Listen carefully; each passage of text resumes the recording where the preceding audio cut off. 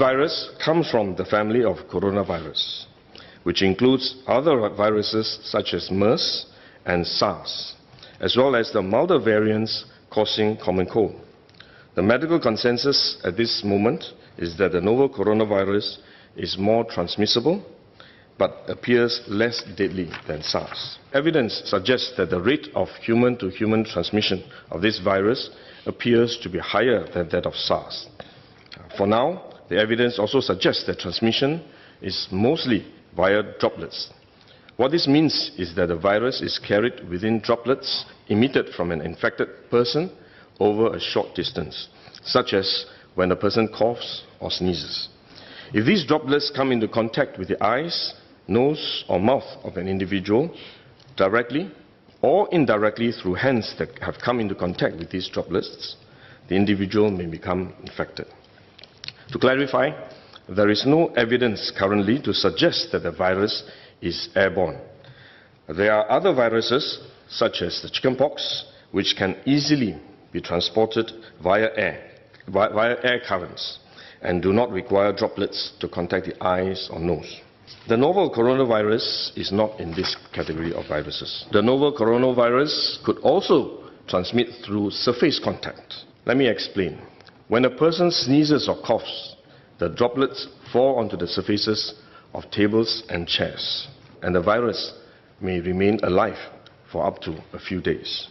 When someone else touches the surfaces of these tables and chairs, the virus can be transferred to his hands, and if he then rubs his eyes or nose without washing his hands, he may become infected. So we should wash our hands. This is also why we only quarantine the close contacts of confirmed cases. For more transient contacts, such as individuals that the confirmed cases may have walked past in malls or hotels, the risk of transmission is low.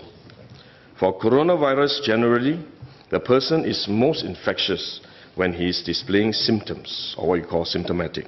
And this is likely to be the case for the novel coronavirus as well. There is evidence of limited spread from a person without symptoms during the incubation period. However, this form of transmission may be uncommon and has so far involved isolated cases only. At this point, the evidence still points towards higher transmissibility when the person is displaying symptoms.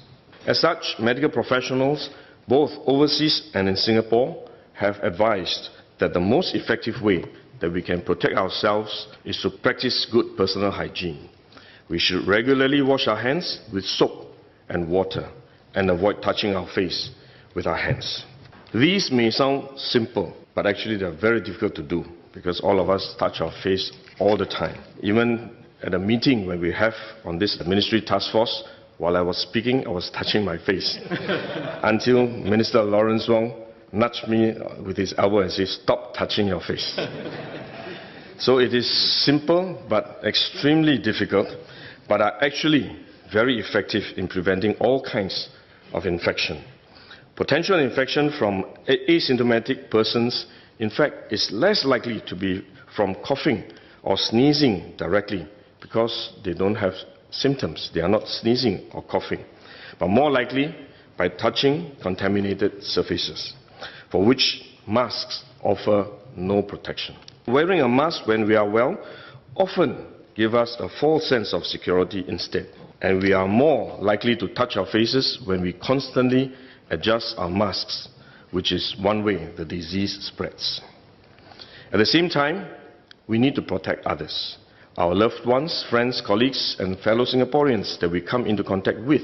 If we are sick, we should rest and recover at home as far as possible. If we do need to go out to see a doctor, for example, we should wear a surgical mask to protect others. So this is when mask is needed, when we are unwell and have